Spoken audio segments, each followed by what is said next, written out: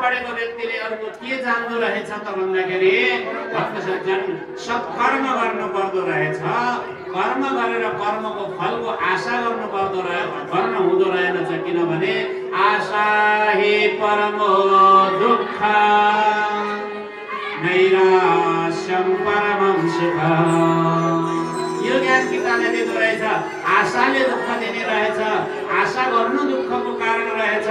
आशा गरिएन भनेदेखि त दुःख हुँदो रहेनछ।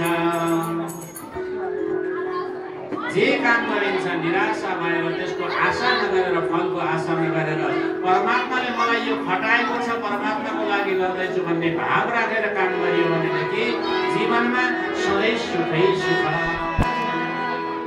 लाभ भए पनि ठिक छ, हानि भए पनि ठिक छ,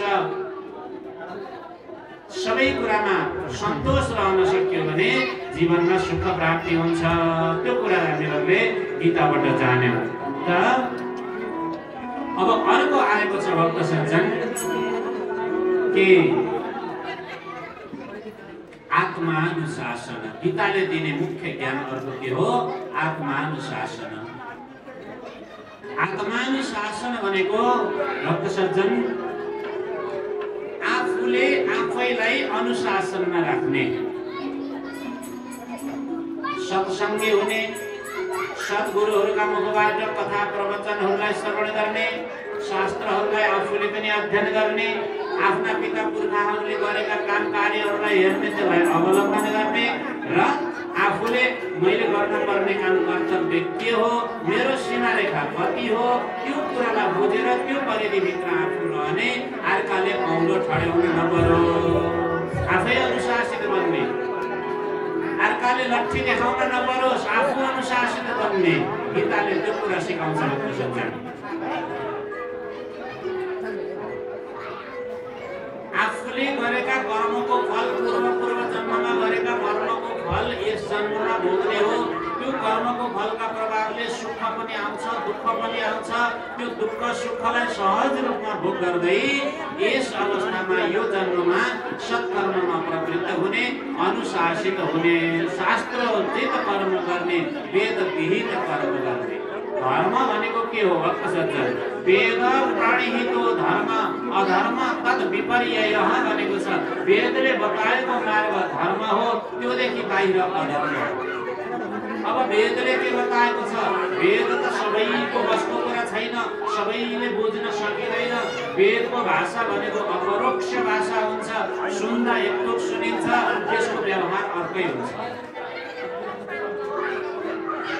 त्यो कुरालाई व्यासजीले विचार गर्नुभयो, घोर मन्थन गर्नुभयो व्यासजीले। कलिकालका मनुष्यहरू छोटो आयु भएका हुन्छन्, मन्दबुद्धि भएका हुन्छन्, सकल शास्त्रको अध्ययन गर्न सक्दैनन्, अनि गएर उनीहरूले उल्टा पुल्टा अर्थ गरिएर झन् बिग्रिन्छ भनेर त्यो वेदलाई चाहिँ के गरिदिनु भयो त? पुराणहरूमा रचना गरिदिनु भयो वेदको अर्थलाई। अनि पुराणहरूमा रचना गरिदिइसकेपछि पुराणहरूको माध्यमबाट वेदले बताएको मार्गलाई जान्न सकिन्छ। त्यसकारण पुराण सुन्नुपर्छ, त्यसकारण सत्सङ्गी बन्नुपर्छ। के गर्नु? आत्मानुशासन। आफू आफै अनुशासित बन। बाटोमा हिँड्दै गर्दा गाडीले हर्न बजाउनु नपरोस्, आफैले जानेर बाटो छोड अरे के। हर्न बजाएपछि मात्रै बाटो छोड्ने होइन, आफू हिँड्नुपर्ने कहाँ हो त्यो बुझेर उसले हर्न बजाउनै नपर्ने ठाउँबाट आफू हिँड्दै कुरा बुझ्यो नि। उदाहरणको लागि भनेको त्यस्तै जीवनमा हरेक पल हरेक क्षण कहीँ कतै पनि कसैले गाली गर्ने खालको काम नगर्ने, कसैको चित्त दुख्ने खालको काम नगर्ने, कसैको चित्त नदुखाउने, मन वचन कर्म कुनै पनि तरिकाबाट। किनभने जीवन अत्यन्तै छोटो छ, मर्ने आज हो कि भोलि हो थाहा छैन।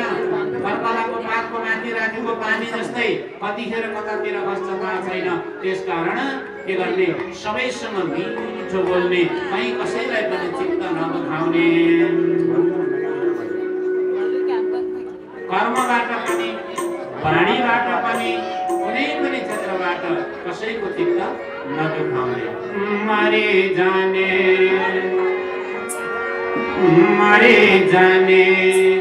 दुई दिने चोला कसैसँग मङ्गलम्